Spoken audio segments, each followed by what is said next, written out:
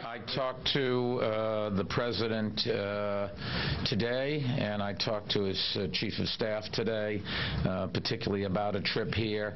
What I pointed out to him is that we'd love to have him, but we've got lots of things to do. I'm not trying to diss him, but I know he had planned a trip to New Jersey, and I said that's fine. It represents the whole region. People understand the storm, and he doesn't have to. He's got a lot of things to do, and I was flattered that he offered to come, but I think the thing for him to do is to go to New Jersey and represent the country. Charles. Well, that was amazing. He managed to diss the president and New Jersey at the same time. That's a twofer, you know. And Christie's praise. I don't want to be cynical, but that's probably worth a couple of $100 million. So as a governor, why not say what you got to say?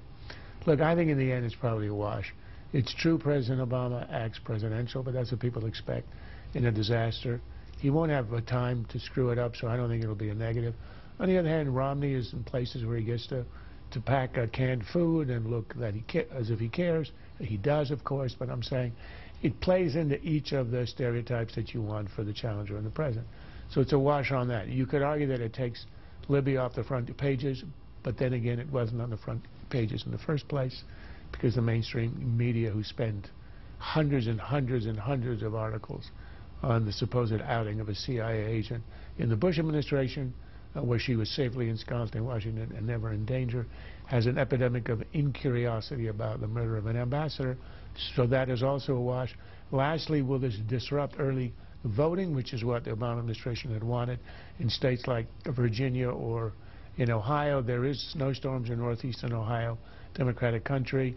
As was indicated earlier, in Virginia it hits a Democratic area and a Republican area. So again, it's probably a wash. It'll probably simply be a three-day hiatus out of the political calendar, and we'll resume end of the week where we were at the beginning of the week. You know, by changing the subject to something that really matters to people's lives, we're going to have a little more, we'll vote, those few undecideds will vote with a little more perspective on life. Since we have 6 days of reporting to go into Election Day, I refuse to accept even the notion that the election is over now. I think these are crucial days in which we will sway the remaining dozen or so undecided, and that will decide the election. So I'll take 6, you take we 6. got work to do between now and Election Day.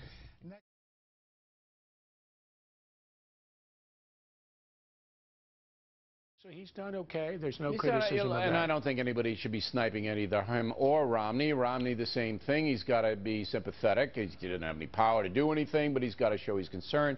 They both canceled some appearances, right?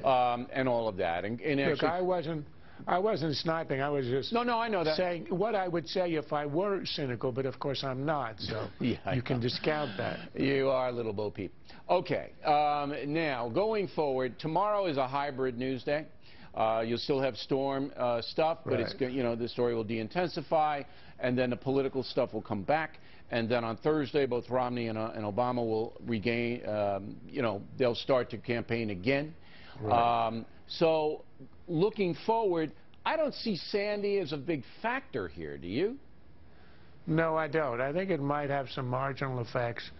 It does show the president's presidential, but people expect that in a national emergency. Yeah. So that's not really stuff.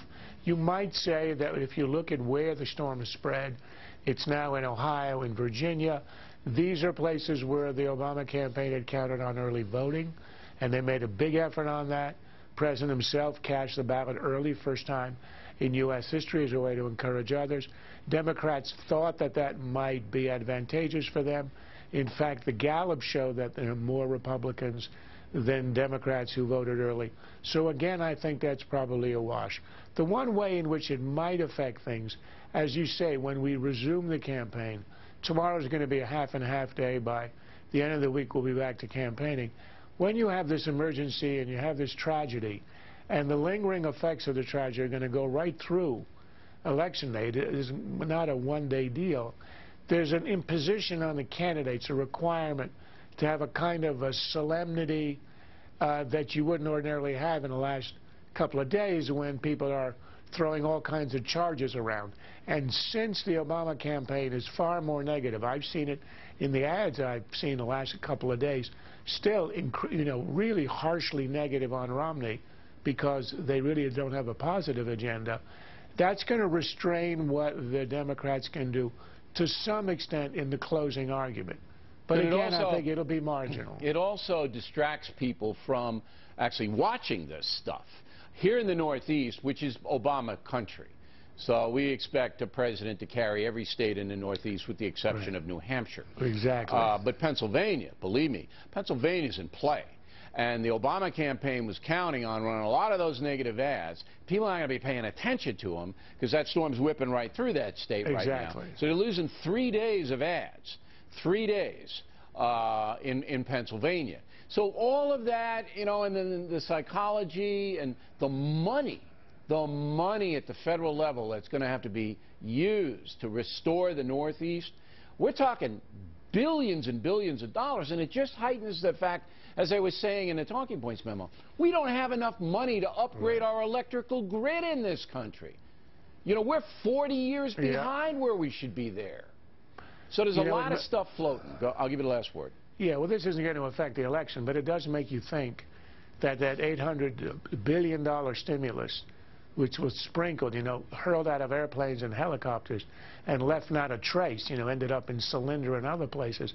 Imagine if we had chosen a single project like Eisenhower picking the interstate highway system, and it had been, let's say, the electrical grid, or burying every wire in the country on the ground. Absolutely. We might have had something to look back on. Very good And there is simply, that is the money that was spent, wasted, and it is written on sand.